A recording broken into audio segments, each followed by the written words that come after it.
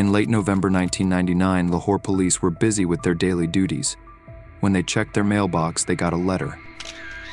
It contained a terrifying confession: "My count ends at 100.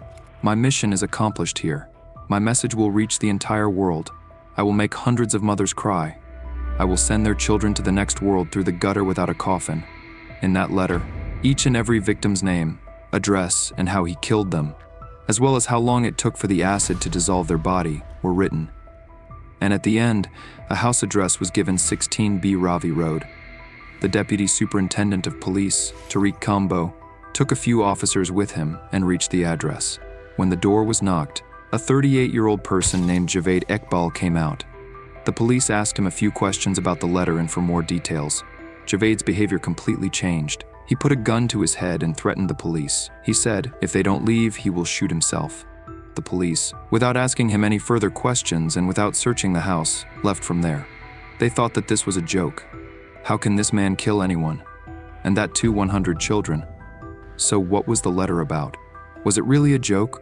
Or did the police just ignore the worst serial killer in mankind's history? So let's talk a little more about today's case. November 22nd, 1999. A package was couriered to the Daily Jung newspaper office, where it was handed over to Jamil Chishti, who was the chief crime reporter at that time. Upon opening the package, he got pictures of the children and a letter on which it was written: "Today, my goal of killing 100 children is fulfilled. You will get pictures of all those children. Who are they? Where do they belong? I want you to tell the world through your newspaper what I did. I am giving you my diary of 32 pages. That is the complete confession of my 100 murders. If you go to my house, you will get all the evidence. When you come to know what I have done, the whole world will be shaken." There were two possibilities in front of Jamil Chishti. Either someone was trying to trap Javed, or he had really committed this crime. He reached the house without wasting any time, but the door was locked. Chishti entered the house through the wall. He found 85 pairs of shoes in front of him and a sack in which there were children's clothes. There were drums of acid in another room. There was a bad smell coming from them. When he opened the drum, you couldn't even imagine what state it was in. He found cards stuck on the wall, on which different details were written, and one of them was, "I did not completely dissolve some of the bodies, so that the authorities can verify their identity. Now I am going to commit suicide on the river Ravi." The newspaper brought this news to the public, as well as the names and addresses of 57 children. After which, the parents rushed outside the house of Javed. They broke down in uncontrollable sobs when they recognized the clothes and shoes of their children.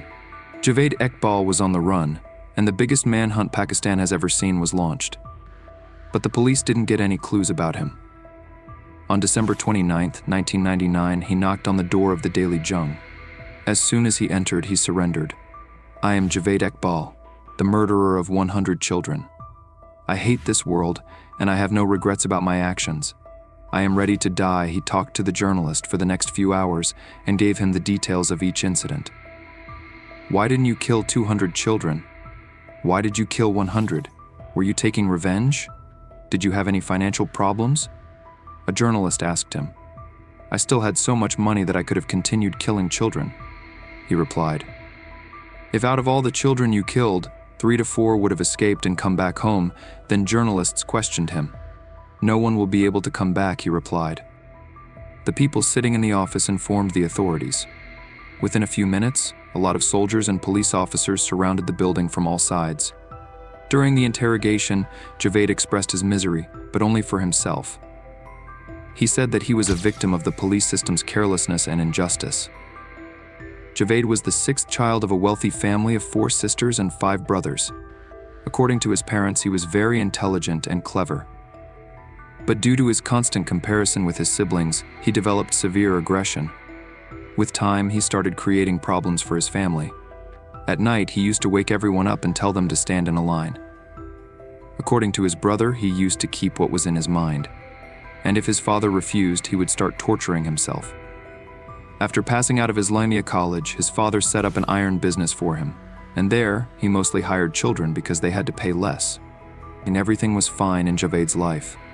But the event that changed him into such a demon will shock you. There was another reason behind this hiring. Javed was a homosexual with pedophilic tendencies. He was sexually attracted to children. Despite this, he got married twice. But both marriages lasted only for a year. He opened an arcade video game shop, and just like flies gather on a lollipop, street kids used to gather there all day and play games. He took advantage of this opportunity. He used to keep a 100 rupee note on the floor. He was hoping that a child would definitely take this note. Then he would come in doubt and make the kids stand in line. One by one, he would take them to a private room and ask them to search. And at the same time, he used to do horrible things with those kids. The parents of the kids refused to let them go to the gaming zone. After which, he opened a gym and an aquarium exactly for this purpose. By 1997, he had to face a severe financial crisis. Because the purpose for which he used to attract the kids consumed a lot of money, due to this loss, he had to sell his property and move to Lahore.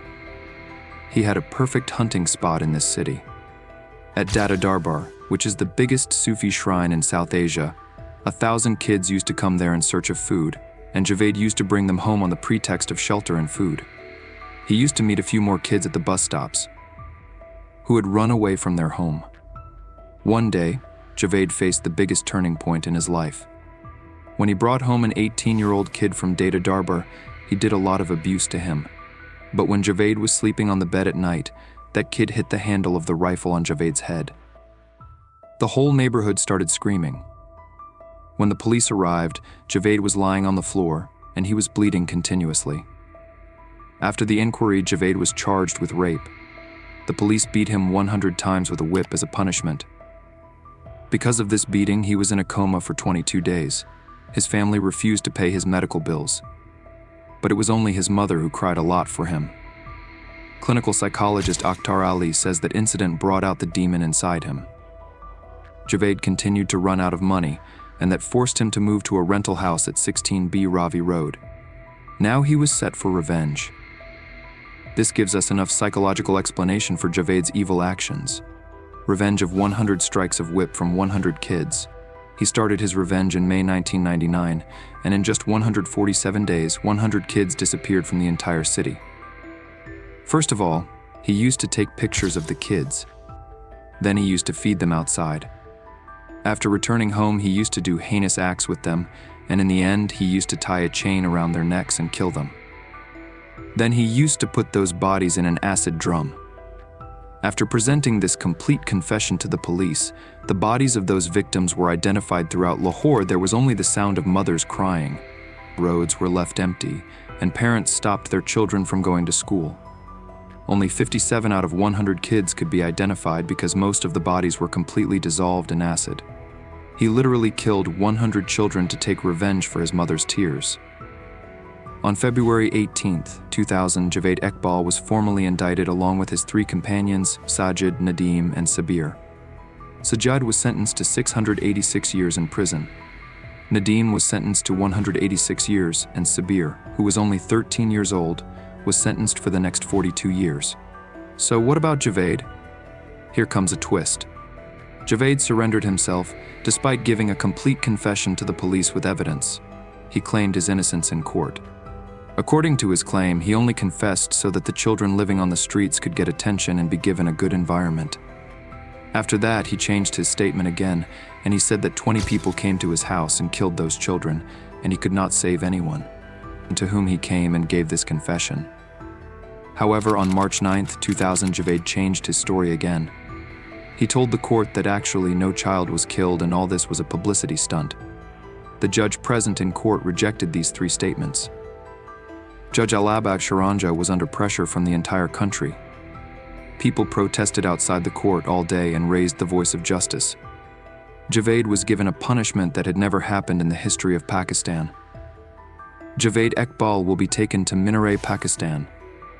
Then he will be hanged from the same chain with which he killed the children. Hundreds of pieces of his body will be made, and they will be dipped in acid again and again, the same way he used to kill his victims. After hearing this announcement, foreign NGOs were also alerted. During that time, the Interior Minister condemned this punishment. He said that this punishment is a violation of human rights. Some foreign NGOs also came to support Javed. His defense lawyer started getting death threats. The punishment that was given to Javed was now confirmed.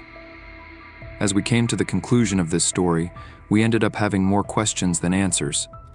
9th of October, 2001, in Block 7 of the maximum security prison in Court, Lakhpat, Javed Iqbal was found dead along with his companion, Sajid.